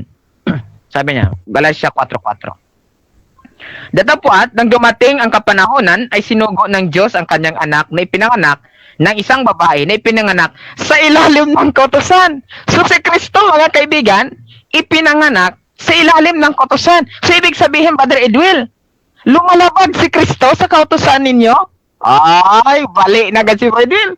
Kasi sabi niya, pag nasa ilalim kayo ng kautusan, under arrest, labagiro ka. Si Kristo ngayon, under arrest, labagiro. Ano ba yung Brother Edwil? Bali agad yung argumento mo. Pawis na pawis ka. Ngayon, sunod na tanong. Ang challenge niya, makikilala mo ang Diyos kung walang sabat? Bihira ka pa naman, Brother Edwil. Bakit Sabat? Ito, basahan kita para matuto ka, Brother Edwel. Roma chapter 1, verse 19. Tingnan mo, Brother Edwel. Simulan natin 17 hanggang makarating tayo ng 20. Tingnan mo, Brother Edwel. Kung sa Sabat ba pinapakilala? Ang Diyos maraming kapamaraanan, Brother Edwel, upang makilala siya, ha? Sabat lang yung alam nyo. Ito. 17, pakinggan mo. Sapagkat dito, ang katwiran ng Diyos ay nahahayag. Saan daw po? Mula sa pananampalataya hanggang sa pananampalataya. Gaya ng nasasulat, ngunit ang ganap ay mabubuhay sa pamagitan ng pananampalataya. Sapagkat ang puot ng Diyos ay nahahayag mula sa langit laban sa lahat na kasamaan at kalikuan ng mga tao na mga sinasawatang katotohanan ng kalikuan sapagkat ito ang nakakilala tungkol sa Diyos ay hayag sa kanila sapagkat ito'y ipinapahayag ng Diyos sa kanila mismo, Brother Edwel, sa paanong pamamaraan. 20. Nakikita sapagkat ang mga bagay niyang hindi nakikita, buhat pananglalangin, ang sanlibutan ay nakikitang maliwanag sa pagkatanto. Paano daw po? Ano bang English, Brother Edwel, ng pagkatanto? Basahin natin, understood, sa pagkaunawa, ng alin? Sa pamamagitan ng Sabat, mali. Sa pamamagitan ng mga bagay na ginawa niya, maging ang walang hanggan niyang kapangyarihan at pagka-Diyos upang sila'y walang madahilan. So, sa pamagitan po ng creation ng Panginoon, maunawaan mo na may Diyos na nag-i-exist, hindi sa Sabat lamang, Brother Edwel. O, di ba agad yung challenge mo sa akin? Pangalawa, yung challenge mo, bali-bali na go, lasog-lasog pa. John 17:3, pakinggan mo. John 17:3. Sabi dito, and this is life eternal, that they might know thee, the only true God in Jesus Christ, whom thou hast sent. So ito ang buhay na walang hanggan, sabi nila, na makikilala kanila na iisang Diyos at yung sinugo sa pamagitan ni Jesucristo. O, kita mo, Brother Edwel? Nakikilala pala sa pamagitan ng kanyang salita. Sino yung salita? Sino ba nagpahayag? Si Sabat ba? Mali. Unang Juan 5:20, pakinggan mo kung paano pinakilala ni Kristo, pakinggan mo. Sabi dito, and we know the Son of God is come, and hath given us understanding that we may know him that is true. And we are in him that is true. Even in his Son Jesus Christ, this is the true God and eternal life. Hindi maunawaan natin, maintindihan natin sa pamagitan ng pagpaparito ng ating Panginoong Jesucristo ng Sabat. Sa Old Testament, ipinakita sa pamagitan po ng creation sa pagkatanto, understanding. Dito po, understanding pa rin sa New Testament. Tama, Brother Edwel, di ba ka? Ngayon, mga kaibigan, yung challenge niya, wala na. Then, tinanong po natin dun sa nomos. Yun bang nomos included ba doon ang salitang Pentateuch, yes or no? So, yun ba 10 utos na susulat sa Pentateuch, yes or no? Sabi po dito, mga kaibigan, ay tinubos na tayo ni Kristo doon sa sumpa. So, yung nomos doon ay sumpa. Kinuha tayo ni Kristo po doon. Di wala ka na doon sa sumpa, Brother Edwel. Kayo talaga mga SD, sinumpa na talaga kayo Hindi kayo kinuha, kami kinuha. Nakita ninyo? Kaya nga po, napinapawisan siya sa mga tanong natin Gumamit pa siya dito sa 1 Timothy chapter 6 verse 14. Brother Edwel, ito masasabi ko sa iyo. Papawisan ka, maliligo ka sa pawis, wala kang mababasa din 10 utos. Ang nakalagay po kautosan, which is entuli, unawain po ninyong maigi, mga kaibigan, di ko muna entuli 10 utos agad. Ang sakit ni Brother Edwel, 10 utos syndrome. Bakit? Nakabasa ka lang ng utos, isaksak mo sa isip mo, 10. Ayan. Nakabasa ka lang ng utos, 10. Mali. Para kang INC Ano ba? Ama syndrome ang tawag ko sa kanya. Bakit? Nakabasa lang ng Ama, hindi na Diyos ang Espiritu. Nakabasa lang ng Ama, hindi na Diyos si Panginoong Jesucristo. Ganon kay Bro Edwel, nakabasa lang ng utos, sinaksak agad 10 utos. Patay tayo dyan. So, ganon pa lamang, mga kaibigan, mula nung unang tindig ni Brother Edwel, naghihingalo pa lang argumento na base sa cross-examination, hindi nakahinga. Nung pangalawa pong stand niya, na-cross naman natin, wala, nadurog na, Brother Edwel. Paano pa itayo yan? Ikaw na nagsabi na sumpa po yung 10 utos na kinuha tayo ni Kristo. Tama bang talata kako? Na yung nomos na inagrihan mo, na included ang 10 utos sa Pentateuch, ay sumpa? Hindi ka nga makasagot Bakit? Ipit na Ngayon, dito po mga kaibigan, sa Hebreo chapter 7, yung ginamit niya kanina, 11 ba yun? 7:11 o 11:7, no? Sabi ni Brother Edwell, na tawag na ito, pagkautosan tungkol sa pagkapari, lamang mali ka, Brother Edwell. Dalawa kayo, may also. Ibig sabihin ng also, may another. For example, no? Ang debater ng SDA ay si Bro Edwell and also another person. So, ikaw din ba yung also? Okay, nga mali yung interpretation mo, brother, eh. Tagalog at saka English agree sa akin. No? Kung baga, mali na yung interpretation mo, mali pa yung application mo, mali pa yung observation mo.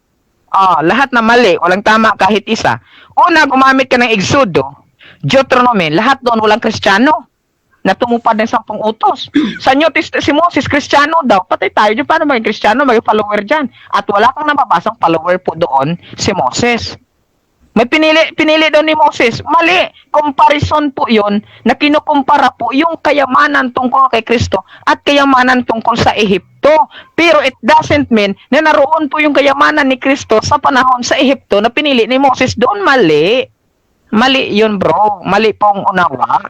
Wala pong nakalagay. Kundi, yan po ay point of view ng Kristiyano. Kinukumpara po doon kung sino po ang greater na kayamanan. Yung doon ba sa Ehipto o yun bang kay Kristo? Kaya nga Juan 1:17, ang kautusan ay dumating kay Moses at ang biyaya kay Kristo nagkaroon po ng distinction. Ang kautusan kay Moses at ang biyaya kay Kristo at ang biyaya dito po napaloob ang mga Kristiyano, wala po doon sa law. Kaya nga mo, sumpa. Bakit ang sumpa? Yan ang salamin na nagpapakilala na ikaw, Brother Edwell, ay isang makasalanan. Isa biyaya.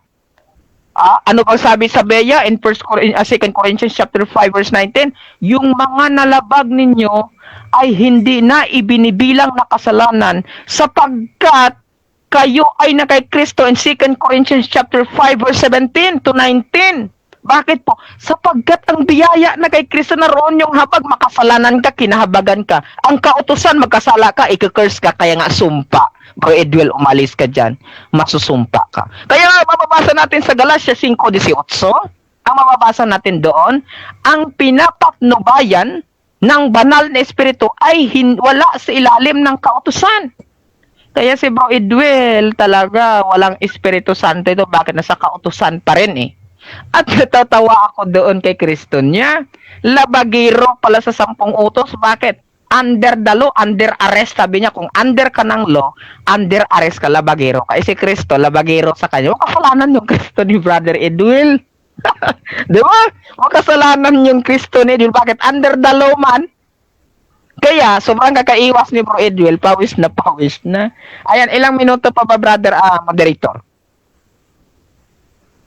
Yes, ayan mula nung unang stand ni Bro Edwell, nagkasumpake, nagkabanggaan, nagkabuhol-buhol, tumbling lahat ng argumento ni Bro Edwell, walang nakatayo, naghingalo na. Okay. Okay, dako tayo sa second cross. Brother Edwell, your time starts now. Okay, Mr. Deno. Okay, sunod tanong Okay. Okay, paano mo makilala ang Diyos maliban sa Sabat? Okay, ipinapakilala ni Kristo. Oo, unang Juan 5:20, pumarito si Kristo upang ipakilala ang Diyos. Binigyan tayo ng pagkaunawa upang makilala siya na totoo. Binigyan ng understanding yung tao upang makilala ang Diyos in Juan chapter 5 verse 17. Chapter 17 verse 3. Ang linaw.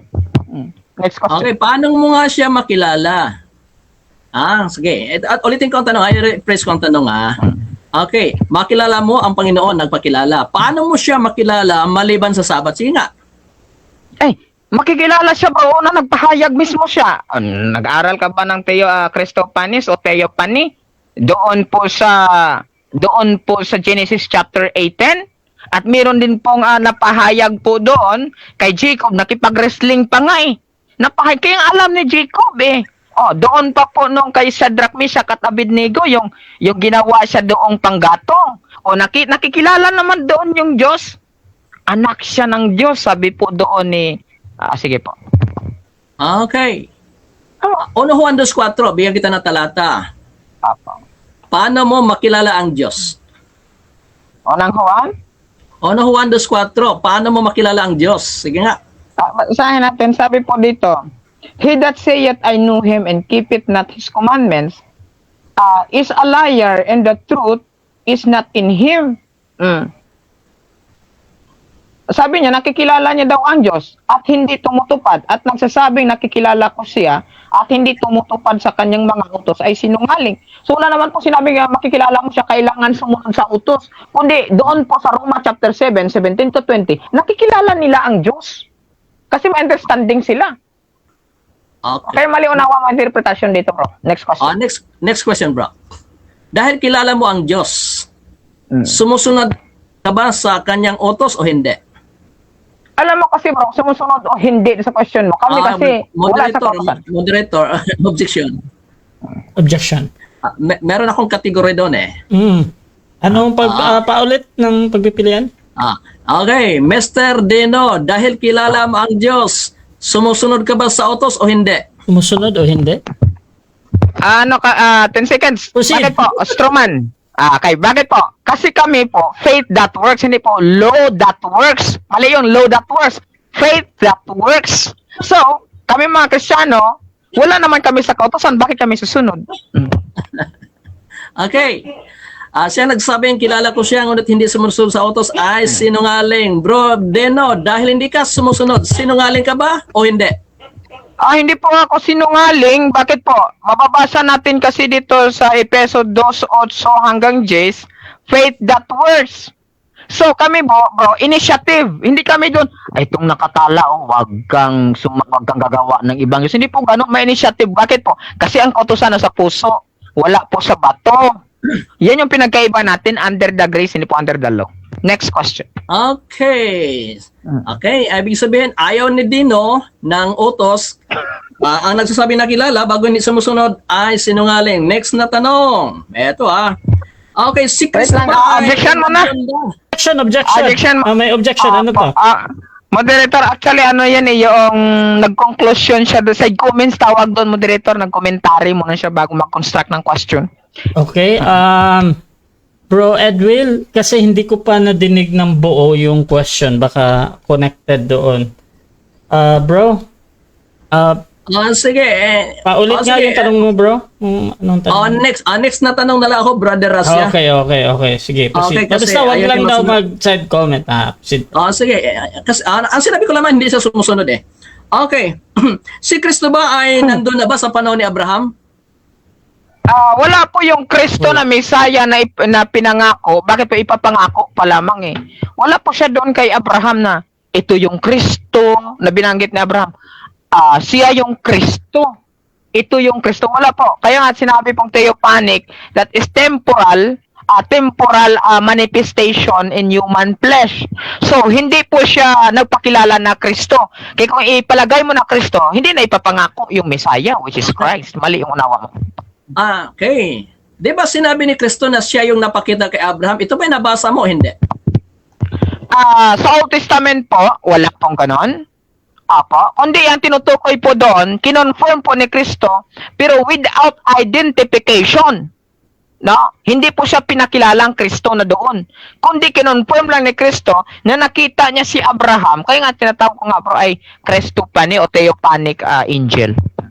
Okay, maging theophanic or angel, ano man yan. Pero naniwala ka na si Kristo yung napakita kay Abraham sapagkat inangkin mismo ni Kristo na ako yon, ako nga. Tanong, sagot, hindi lang po. Bakit in Genesis chapter 18, 1, ay hindi lang naman po Diyos ang nagpakita kay Abraham, kundi angel kaya nga 3 men ang nakalagay po doon. So, without identification. Ibig sabihin, hindi mo pinaniniwalaan si Kristo na ako yon. Hindi mo siya pinaniwalaan. Sagot, hindi ko pinapaniwalaan kung sinabi mo nagpakilala na siya doong Kristiyan na ang Kristo. Pero po yung confirmation po ni Kristo na wala pong pagkakilanlan, naniwala po ako doon. Kaya mali po na magiging Kristiyano po sila doon. Hindi ka pwede maging Kristiyano kung hindi mo kilala po ang master mo.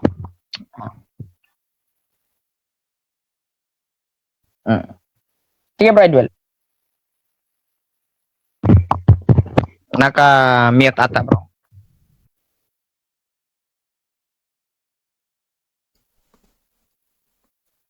Nawala. Time stop. Okay mga kapatid, so wala si Brother Edwin, nawala yung connection or baka yung ilaw. Tawagan natin ulit. Ayan, nakaring na. Habang hinintay si Brother Edwin, shoutout mo na sa ating nasa live mga kapatid. Nandyan si Belarde, Andres Jani, shoutout din kay Paharon Kanyete. Sabi niya, kami, Grace and Truth came by Jesus Christ. Ang SDRCC Pentecostal ANC Assembly of God, yan ay kay Moises Law. Shoutout din mga kapatid kay God Speak 101. Kung under grace kayo, bakit nag-iikapo pa kayo? Shoutout din mga kapatid kay Welly Cruz, Dino Diaz. Pag ikaw ay tinubos sa sumpa ng kautusan, pag lumabag ka ba ulit, matutuwa na ba si Kristo sa iyo? Sagot. Shoutout din kay Jose Bayray, kulang pa sa alam si Dino sa 10 Commandments. Shoutout din mga kapatid. Dito kay Rangel, mali yung paliwanag mo, Dino. Shoutout din mga kapatid. Dito kay Willie Cruz, kung ikaw ay Dante ay bagong nilalang kay Kristo, inutusan ka ba ni Kristo na mangalunya, magpatay, magsinungaling, magnakaw, etc.? Shoutout din mga kapatid kay Danny Mirano, hindi naman sa 10 utos ang tithes. Shoutout din mga kapatid dito kay Godspeak 101. Paharon, kasama pa kayo sa law ni Moises. Yung ikapo ninyo, kasama yan sa utosan ni Moises. Okay mga kapatid, so nagri-ring si Brother Edwin. Under na yung ating 7 minutes na rule mga kapatid ha. So 7 minutes lamang akong maghihintay kay Brother Edwin. At natin ang ating time. Ayan.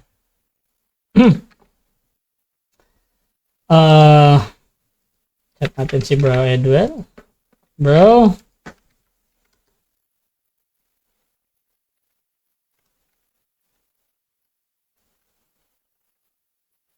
Okay mga kapatid, so shoutout ulit sa ating mga nasa live. Okay, naka-link si Brother Edwin dito. Calling siya. At I hope makabalik siya mga kapatid. At meron na tayong 30 seconds na sa cross. Shoutout mga kapatid sa ating nasa live mga kapatid. At basa ulit tayo ng mga comment. Ayan. So si Alan Derusin, binanggit ni Dino yung patay na sa kasalanan at buhay na kay Kristo. Kung buhay na walang hanggan, na yan ay dapat wala ka na sa kasalanan dahil namatay ka na at ligtas ka na sa kasalanan. Kaso nagkakasala ka pa. Nawain mo. Romans 6 verse 7. At shoutout din kay Willie Cruz. Yan nga 10C John 13 verse 34. Shoutout mga kapatid dito sa ating nasa live. At hinihintay natin si Brother Edwin mga kapatid. Sana makabalik siya on time. For sure baka kasi merong brand out doon. Chinat ko siya, walang reply. Nagre-ring tayo. Naka-ring tayo. Ayan, nakabalik. Edwin?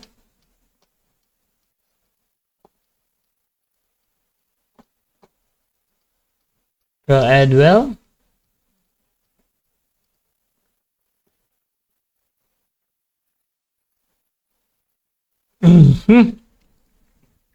Mabas. Baka sa data to or naubusan ba? Or sa ano? Paano ba? Sa internet. Ayan. So, hintayin natin mga kapatid. Pumapasok. May try naman si Brother Ed. Call natin ulit. Ayan. Para ma-ring siya. Okay mga kapatid, sa ating mga bagong pasok dyan sa ating live, ang nangyayari ngayon, nasa second cross na tayo mga kapatid. Pagkatapos nito, final conclusion na ating topic pala ngayon ay ang 10 utos ay tinutupad ng bayan ng Diyos sa panahong Kristiyano. So si Brother Edwin ng Seventh-day Adventist ang affirmative dito at negative naman si Pastor Dino Diaz ng Baptist mga kapatid. At shoutout Aladdin Gregorio mga kapatid. Pastor Alexander Santos ng Bloody Salvation Church. Danny Merano. Shoutout sa'yo. Hello, hello. Yan. Okay. Bro Edwell, continue Oy. ka sa cross, bro. Ilang minuto na, bro? 30 seconds na lang. 30 seconds. Isang question pa to. Sige. Sige, tawad na lang, gawin mo isang minuto. Hindi. Sige. lang. Okay, Okay, ito. Mr. Deno, meron ditong option si Moises. Kadustaan ni Kristo o kayamanan ng Ehipto. Saan ba dito ang pinili ni Moises? Kadustaan ni Kristo o kayamanan sa Ehipto? Saan ang pinili? Wala po siyang pinili dyan. Bakit wala pa namang Kristo during that time? Kasi hindi siya talaga Kristiyano. Hindi siya pwede maging follower sa hindi kilala. Okay. Okay, so dyan nagtatapos ang second stage ng ating debate, mga kapatid. Dako tayo sa final conclusion at mauna dito si Pastor Dino bilang negatibo, mga kapatid, sa ating paksa ng 10 utos ay tinutupad ng bayan ng Diyos sa panahong Kristiyano. Your time start now, Pastor. Okay, kung makikita po ninyo mga kaibigan, pinapalabas talaga ni Brother Edwell na pinili ni Moses si Kristo. Mali, Brother Edwell, no ka ba? Paano mo pipiliin? Pamute na lang guys ha. Brother Edwell, pamute. Okay. Paano mo pipiliin ang hindi mo kilala? Paano mo pipiliin ang hindi mo alam na Kristo yan? Na kayamanan ni Kristo yan? Pangalawa, paano ka magiging Christian? Ang Christian kasi follower, kilala mong sinusunod mo. Paano ka magiging Christian kung hindi mo kilala ang sinusunod mo? Bigyan mo nga ako, Brother Edwell, sa Old Testament. Old Testament ha, sinabi ni Moises doon na sinusunod ko si Kristo. Verbatim ha. Kung may mabasa kang gano'n, ako talo na ako kahit panalo ako sa debating ito, sabihin ko talo ako. Pero wala kang mababasa sa Old Testament na sinabi po ni Kristo, sinabi ni Moses, no, na Christian siya, na follower siya ni Kristo. Bakit? Paano siya maging follower ni Kristo? Hindi niya kilala pang Kristo. Wala pang pagkakilanlan ang Kristo. Nagkaroon ng pagkakilanlan ang Kristo, New Testament na.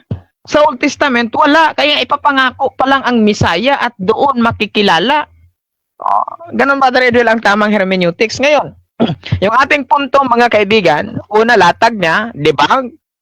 Tinanong pa natin, na-cross natin, debunk. Lumatag siya ulit, debunk na naman ulit. Tinanong naman natin, debunk naman ulit. Yung challenge niya, na sabat lang alam niya na upang makilala ang Diyos, debunk na naman. Hindi talaga makaobra. So, nung tinanong niya tayo, ang bilis-bilis sagutin, Brother Edwell, hindi man lang ako pinawisan. Ako talaga hindi pinawisan. Pero nung tinanong kita, nako, kamungguman ang mais mo, ang kamais, sinlaki ng butil ng mais ang pawis mo. Ngayon, titingnan po natin, yung mga punto natin, wala man lang ginalaw si Bro Edwell kahit sinlaki ng korot. Ano ba yan, Brother Edwell? Oy? Ngayon, ang ganda po ng punto natin, na ang tawag na ito, bakit hindi kailangan sundin ng mga Kristiyano ang sabat ni Brother Edwell? Bakit po? Hindi naman sila under ng law. Hindi na debunk ni Brother Edwell.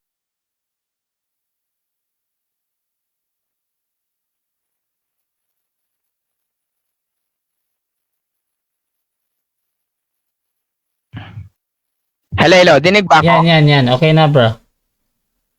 Okay, para kay Bro Edwell, That's 2 minutes. pag under the law ka, labagero ka, under arrest ka. Isi Kristo. In Galatians chapter 4 verse 4, under the law, ang sabi. So para kay Bro Edwell, sa aral ng SDA, at sa ibang mga pastor, kino-call out ko, ibig sabihin, labagero yung Kristo ninyo, under arrest. Brother Edwell, naku, lagot kinyo, Brother Edwell, mamaya, kailangan mo talaga ipaliwanag yan, ang sinasabi mo.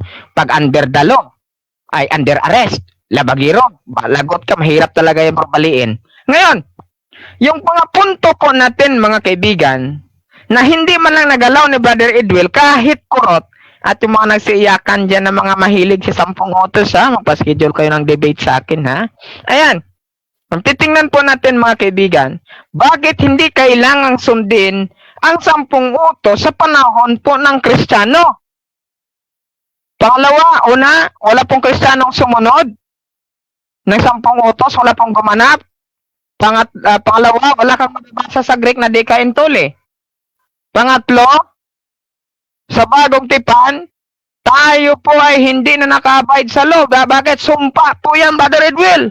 Ngayon, unang punto, hindi na tayo nasa ilalim ng batas, kundi nasa biyaya. Tutulan mo yan, Brother Edwil, yung talata, Pangalawang punto, ang batas ay pinawala na at ipinako sa cross ni Kristo. Alin pong ipinako sa cross? Yung nomos. Ano yung nomos? Included po doon, mga kaibigan, yung Pentateuch, which is 5 book of Moses. 5 books of Moses. From Genesis to Deuteronomy. Ay, nasulat man sa Deuteronomy, mga kaibigan, at Exodo, yung 10 utos, wala na. Brother Edwil, wala na, Pangatlong puntos, nasa ilalim na tayo ng bago at mas mahusay na kasunduan. Saan ka, ikaw, papipiliin talaga kita, Brother Edwil? Saan ka ba yung kasunduan na hindi mahusay? O doon po sa kasunduang mahusay? Sige, ikaw dyan, Bro Edwil, sa hindi mahusay, ako sa mahusay. Ano yung mahusay na sabihan? Ikaw talaga sa sumpa. Kaya po, ang tunay na Kristiyano, inalis po sa sumpa. Ayan po. Okay, dako tayo sa final conclusion ng ating affirmative. Sa kanyang patutunayan na 10 utos ay tinupad ng bayan ng Diyos sa panahong Kristiyano. Brother Edwil, your time starts now.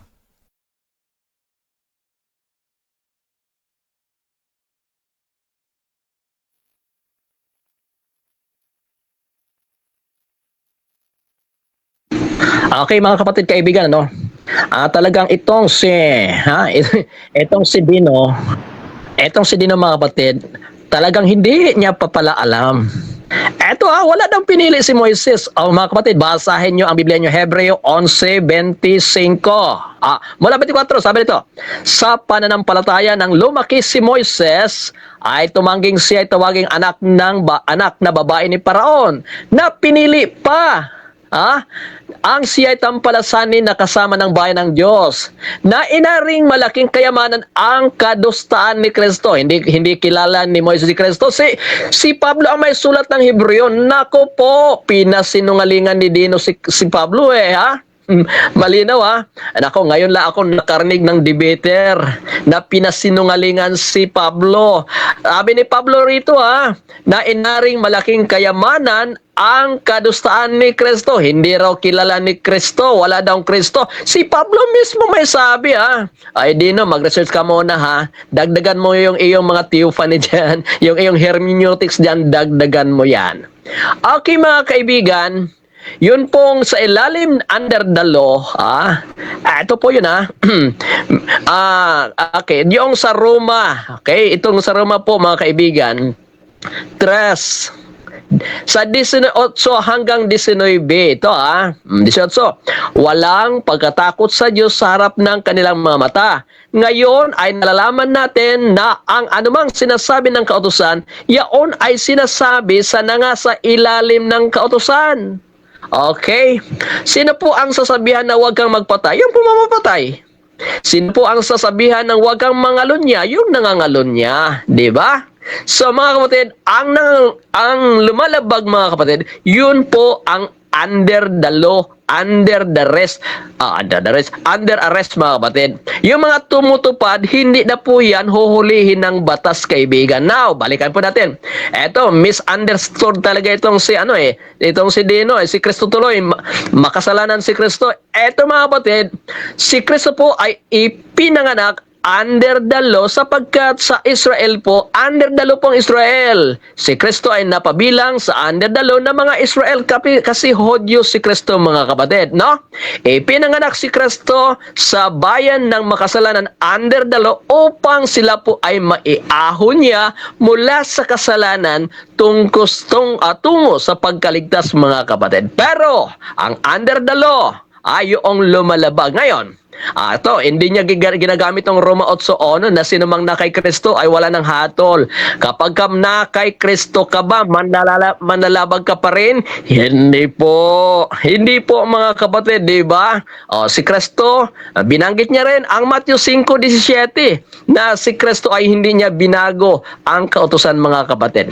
Now, therefore, ang paksa po na ang 10 utos ay tinutupad ng bayan ng Diyos sa panahong Kristiyano, upo. Apokalipsis 14:12, narito ang pagtitiyaga ng mga banal. Silang tumutupad sa utos ng Diyos at may pananampalataya ni Jesus. Ang 10 utos ay utos ng Diyos, therefore, ang tinutupad ng mga banal na bayan ng Diyos sa huling kapanahonan ay ang 10 utos, mga kapatid. So, thank you very much, mga kapatid. Sinabi ni Kristo, sinabi ni Pablo, Hebrews 5:9, sabi niya, at siya ay naging sakdal sa kaligtasan sa mga nagsisitalima sa Kanya. Mga kapatid, si Kristo ay naging author, akda ng kaligtasan sa lahat ng mga tumalima, hindi po sa mga manlalabag. So, Brother Dino, thank you very much. Ulit tayo ulit, Brother Dino. Bawi ka na lang. Mr. Moderator, balik sa'yo.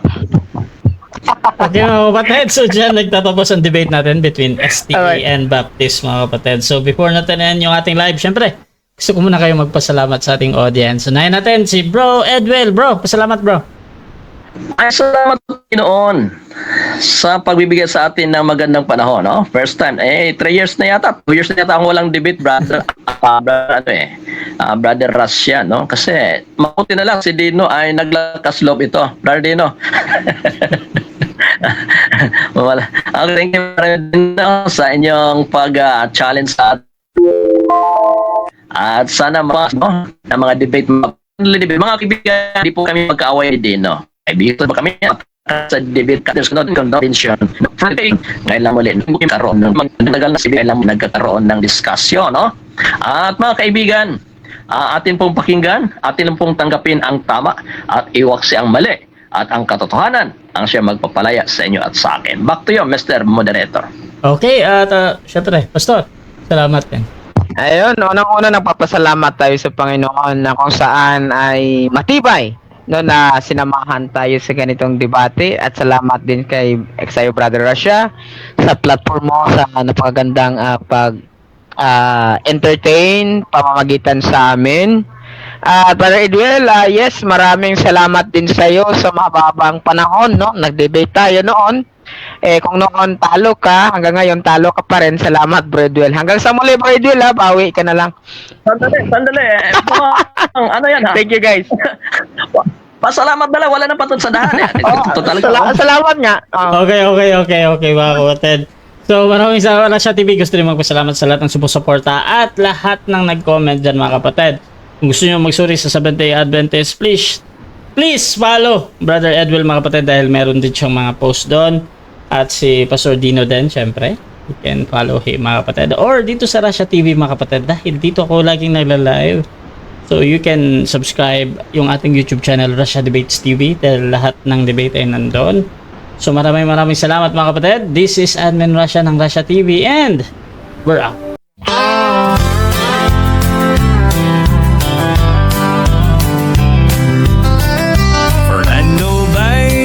Camacho Jr., a name we hold dear, serving God faithfully year after year, a beacon of hope shining ever so bright, guiding us forward with all of His might. We stand by His side, a united stand, fighting for truth across the land. With God as our strength, our spirits will soar. Truth and justice prevail forevermore.